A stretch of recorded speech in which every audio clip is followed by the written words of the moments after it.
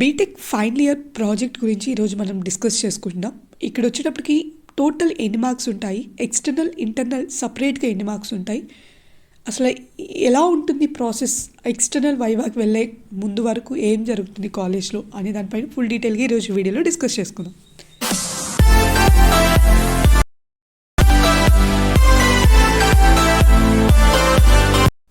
BTech final year project రిలేటెడ్గా update చూద్దాము.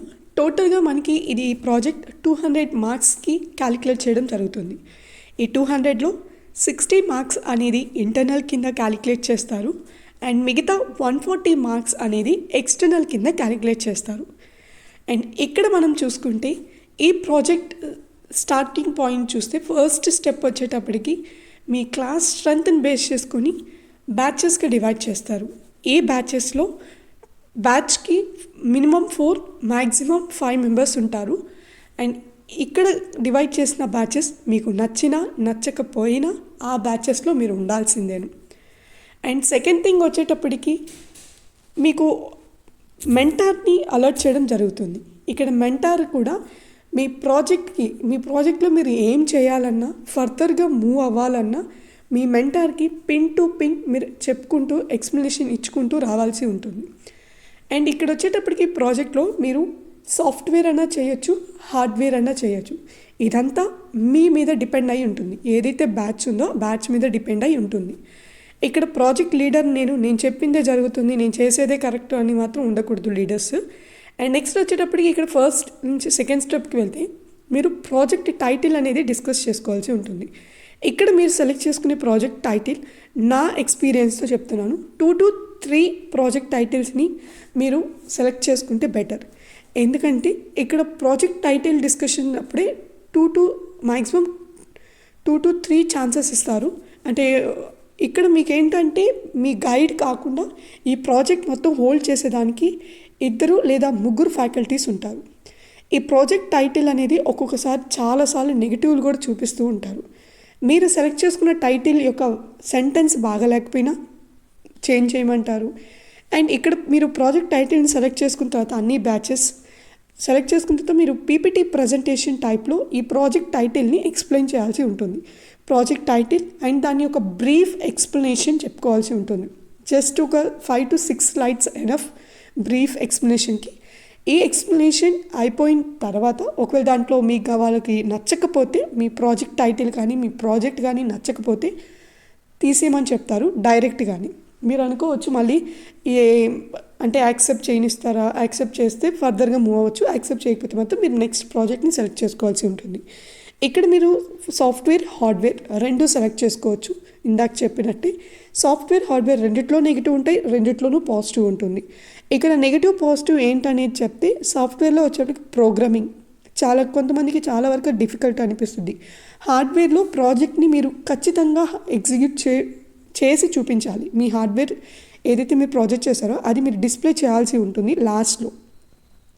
And ఇక్కడ వచ్చేటప్పటికి మీరు సెలెక్ట్ చేసుకున్న ఈ ప్రాజెక్ట్కి మీకు గైడ్స్ ఉంటారు. గైడ్స్ మొత్తం వాళ్ళు ఏం చెప్పరండి. నిజం చెప్పాలంటే మీరు అన్నీ చేసుకుని పోయి వాళ్ళ దగ్గరికి తీసుకుని వెళ్తే వాళ్ళు ఓకే అంటే వాళ్ళ సిగ్నేచర్ కావాలి కాబట్టి సిగ్నేచర్ పెడతారు, అంతే తప్ప వాళ్ళు మీకు ఇంకా అంతకు మించి ఏం చేయరు. అండ్ ఇంకా ఇక్కడ మొత్తం అయిపోయి టైటిల్ అయిపోయి ప్రాజెక్ట్ మనది ఫైనల్ అయ్యి అండ్ ఫర్దర్గా ఇంకా మనం పీపీటీ ప్రజెంటేషన్స్ చేసుకుంటూ వెళ్ళాలి. ఇక్కడ PPT presentation 4 to 5 PPT presentations ఇవ్వాల్సి ఉంటుంది మీరు ఇంటర్నల్స్ కింద. ప్రతి పీపీటీ ప్రజెంటేషన్లో మీ ఎక్స్పెరిమెంట్ గ్రాఫ్ పెరుగుతూ పోవాలి. లాస్ట్ పీపీటీ ప్రజెంటేషన్కి వచ్చేటప్పటికి మీ ప్రాజెక్ట్ మొత్తం కంప్లీట్ అయిపోయి ఉండాలి.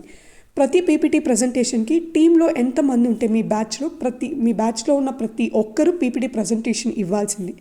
అండ్ ఇక్కడ బ్యాచెస్లో కొంతమంది ఉంటారు, కొంతమంది షై ఫీల్ అయ్యే వాళ్ళు ఉంటారు, కొంతమంది ఫియర్గా ఉన్న వాళ్ళు ఉంటారు, కొంతమంది ఏదో పీపీటీ ఉంది కదా చదువుకుంటూ వెళ్ళిపోవాలి, మనం చెప్పాలి కాబట్టి అని చెప్పి చదువుకుంటూ వెళ్ళిపోయే వాళ్ళు ఉంటారు, చాలా రకాలుగా ఉంటారు. కానీ ఇక్కడ ఎక్కువగా ఇక్కడ ఉన్న ప్రాజెక్టులు ఎవరైతే ఫ్యాకల్టీస్ హ్యాండిల్ చేస్తున్నారో వాళ్ళు మీ పీపీటీ ప్రజెంటేషన్ చేసేటప్పుడు మీకు అలర్ట్ చేసిన మీ మెంటారు అందరూ వచ్చి అక్కడ కూర్చొని ఉండాలి. ఈ పీపీటీ ప్రజెంటేషన్ ఇచ్చేటప్పుడు ఒక్కొక్కసారి మీ టీమ్ మెంబర్స్ ఎక్స్ప్లెయిన్ చేసే విధానం బేస్ చేసుకొని మీకు వైవా క్వశ్చన్స్ అడుగుతారు. అంటే కొంతమంది ఎలా అంటే ఇండివిజువల్గా ఏమి అడగకుండా డైరెక్ట్గా క్వశ్చన్ వేసేస్తారు. అప్పుడు టీంలో మ్యాక్సిమం లీడర్ ఎక్స్ప్లెనేషన్ ఇచ్చుకుంటూ ఉంటుంది. కానీ ఒక్కొక్కసారి ఇక్కడ నేను చెప్పాను కదా, ఫియర్గా ఫీల్ అయ్యే వాళ్ళు కానీ, షై ఫీల్ అయ్యే వాళ్ళు కానీ, తర్వాత వచ్చేటప్పటికి ఏదో చదువుకుంటూ వెళ్ళిపోవడం, కొంచెం భయపడడం, అటువంటి వాళ్ళకి ఎలా ఉంటుందంటే వాళ్ళు ఏదో చదివేస్తారు కదా అని చెప్పి ఇక్కడ కూర్చొని ప్రాజెక్ట్ మీద వినే వాళ్ళు ఏంటంటే మిమ్మల్ని క్వశ్చన్స్ అడుగుతారు మీరు ఎక్స్ప్లెయిన్ చేసే స్లైడ్స్ మీద. అప్పుడు మీరే సమాధానం చెప్పాల్సి ఉంటుంది. ఏదేమైనా కంటెంట్ని కొంచెం గ్యాదర్ చేసుకొని ఏదో స్లైడ్ని చూడకుండా మీకు అర్థమైంది దాన్ని ఎక్స్ప్లెయిన్ చేస్తే ఎనఫ్. అంతకు మించి మిమ్మల్ని ఎక్కువ స్ట్రెస్ చేయరు. కానీ మీరు ఇలాగ మాత్రం ఫియర్ ఇటువంటివి కానీ చేస్తే మాత్రం మిమ్మల్ని వైవా క్వశ్చన్ ఇండివిజువల్ కానీ మీరు పీపీటీని ఎక్స్ప్లెయిన్ చేసేదే ఉంటుంది. అండ్ ఇక్కడ టీంలో ఎంతమంది ఉంటారు బ్యాచ్లో మీ పీపీటీవి ఒకవేళ 10 స్లైడ్స్ ఉన్నాయనుకో, ఈచ్ పర్సన్ స్లైడ్స్ని సపరేట్ చేసుకొని మీరు ఎక్స్ప్లెనేషన్ ఇవ్వాలి. అంతా లీడర్ పీపీటీ ప్రజెంటేషన్ ఎక్స్ప్లెనేషన్ ఇవ్వదు. ఓకే, ఈ విధంగా ప్రజెంటేషన్ అనేది ఉంటుంది. అండ్ ఇంకొకటి, ప్రతి కాలేజ్లో జరిగేది ఏంటంటే బయటికి వెళ్ళి అమౌంట్ పెట్టి కొనకండి, మన కాలేజ్లో ఉన్న ఎక్విప్మెంట్స్ని యూజ్ చేసుకోండి, ఖర్చు పెట్టకండి అంటారు. అదంతా ట్రాష్. నిజంగా మనం మాట్లాడుకోవాలంటే ఖచ్చితంగా బడ్జెట్ పెట్టుకోవాల్సి ఉంటే, కోడింగ్ కైనా బడ్జెట్ పెట్టాల్సిందే, ప్రాజెక్ట్ హార్డ్వేర్స్ని మనం కొనుక్కోవాలన్నా బడ్జెట్ పెట్టాలి. అండ్ ఇక్కడ వచ్చేటప్పటికి ఏంటంటే మ్యాక్సిమం మనకి అందుబాటులో ఉన్న ఎక్విప్మెంట్స్. అండ్ ఇంకొకటి నేను చెప్పాల్సింది, టైటిల్ మీరు ఫైనలైజ్ చేసేటప్పుడే మీ ప్రాజెక్ట్కి సంబంధించిన ఎక్విప్మెంట్స్ అన్నీ దొరుకుతాయా లేదా అనేది ఫస్ట్ మీరు చూసుకోవాలి.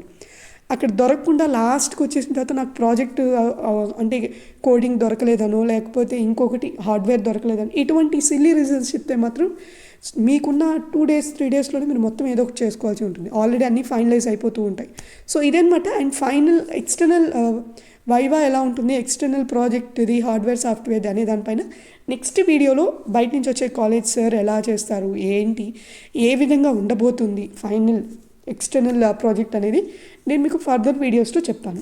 సో ఇదన్నమాట వీడియో కంటెంట్ నచ్చితే లైక్ చేయండి, అలాగే మీ ఫ్రెండ్స్కి కూడా షేర్ చేయండి. దేనికి రిలేటెడ్గా మీకు ఏమైనా డౌట్స్ ఉంటే కామెంట్ బాక్స్లోకి వచ్చి కామెంట్ చేయండి. Thank you so much for watching JNTU Updates. Keep supporting for JNTU Updates.